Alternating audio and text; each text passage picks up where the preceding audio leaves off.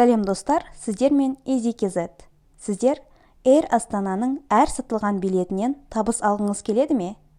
Жауабыңыз оң болса, Air Астана өткізгелі отырған IPO жайлы осы видеодан толық көріп шығыңыздар.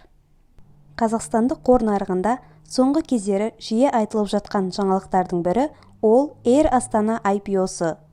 Яғни, бұл дегеніміз Air Астана компаниясы енді жария компанияға айналады. Және әрбір жеке тұлға оның иегері бола алады дегенді білдіреді. Егер IPO ұғымын тереңірек түсінгіңіз келсе, жоғарыда көрсетілген сілтемеге өтіп, IPO жайлы түсінігіңізді кеңейтсеңіздер болады. Компания алғашқы жария орналастыруды биылғы жылдың 1-тоқсанында Кассы, Астана қор нарығы және Лондон қор нарықтарында өткізуді жоспарлап отыр. Қазіргі кезде компания акциясының 51% Самұрық қазынаға тиесілі, ал 49% Ұлыбританиялық BAE Systems компаниясына тиесілі. Орналастыру нәтижесінде Air Астана компаниясының акцияларының кем дегенде 25% ашық нарықта инвесторлардың еркін сатып алуы және сатуы үшін қолжетімді болуын көздейді.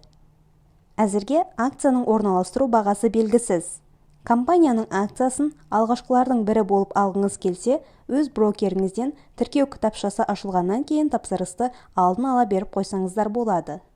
Air Астана компаниясының акциясы сатып алуға тұрарлық па деген сұраққа жауап алу үшін, бірінші ол компания туралы қысқаша ақпаратты алып өтейік.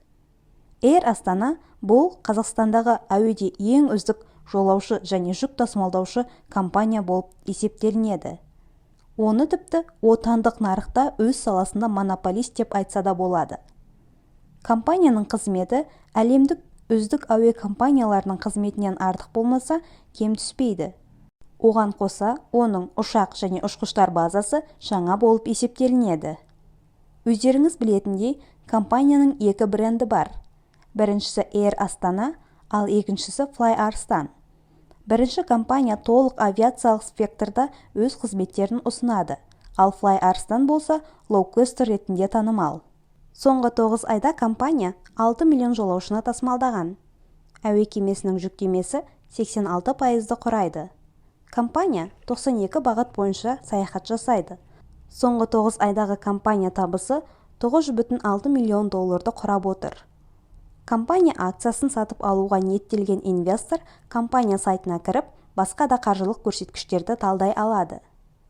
Әрине, инвестиция жасамас бұрын нақты анализ жасап, компанияның қаржылық көрсеткіштерін толық тексеріп алған дұрыс. Әрбір инвестиция тәуекелмен байланысты екендігін ұмытпайық. Назар салып, видеоны соңына дейін көргендеріңізге рахмет. Видео ұнаса лайк басып, пікір қалдыруды ұмытпаңыздар.